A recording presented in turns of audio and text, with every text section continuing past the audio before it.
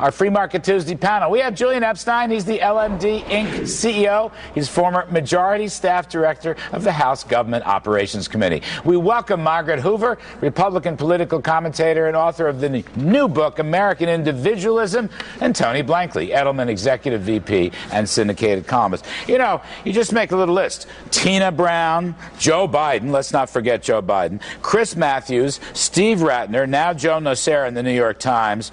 Jihadists, they're terrorists, the Tea Party is. Now, Margaret, in your book, American Individualism, how do you treat the Tea Party people? I think the Tea Party has added fiscal urgency to the message, and I talk about generational theft in my book, because the book is about millennials, the 30 and unders who aren't voting Republican. The reality is, because the Tea Party infusing urgency into fiscal discipline in this country, they're the ones who are not doing business as usual in Washington. They're the ones who are looking out for the next generation. Why is the administration launching this terrorist jihadist attack, which, by the way, is very offensive to a lot of people, including myself? Talk about contributing to the rhetoric that created the environment where Gabby Gifford, who made her first vote last night, I mean, they're the ones who are blaming Republicans of contributing to that environment, and here they are calling us terrorists. Where's the double standard? Are you going to defend this kind of behavior, terrorism, from Joe Biden, your hero, and not bad enough that Barack Obama had to go out and do a redistributionist riff again today, driving down share prices?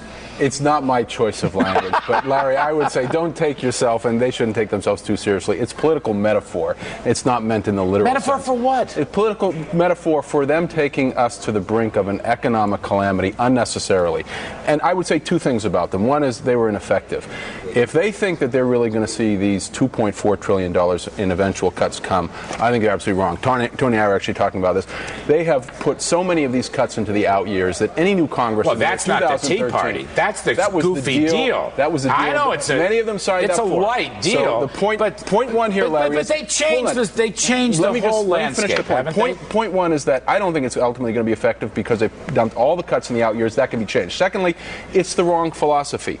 We had a $2.6 trillion hole in the economy when we hit the recession. Right now, the problem that we have in this country is not that we have a deficit crisis. We have an economic growth crisis and an unemployment crisis. Yeah. There is no serious mainstream economist, Larry, who says this deal is going to solve those two problems. No, but I'm going to say, go ahead. Tony Blankley, weigh in, please. Look, this terrorist language is self-destructive for the Democrats. Right. Tea Party 35 to 40% of the public like them. 25%, the Democratic base doesn't. They're gone anyway. The independents, the soft Republicans and Democrats are offended by that kind of language. So the president and the vice president and all the others who are using this ridiculous language aren't helping themselves. Tony, they're hurting themselves. It's a straw man argument. Agreed, it's unnecessary language. That's not the point here. What we're talking about is a debate whether we are going to have government spending at 24% of GDP versus 22% of GDP. But the language that politicians use in a debate affects how the public sees it. The bigger issue here is whether it makes sense when we are on the brink of another recession, we're at 1% growth, to be taking trillions of dollars out of the economy. There's no trillions of dollars out of the economy. There's no serious mainstream economist that says that this is going to help the unemployment situation or the growth. Do you believe this is going to help? Because I'm a supply sider. I'm not a Keynesian. Margaret, I thought the idea was lower government spending would leave money in the private economy to be used by entrepreneurs rather than to be used by Julian's friends in the government. That's exactly right.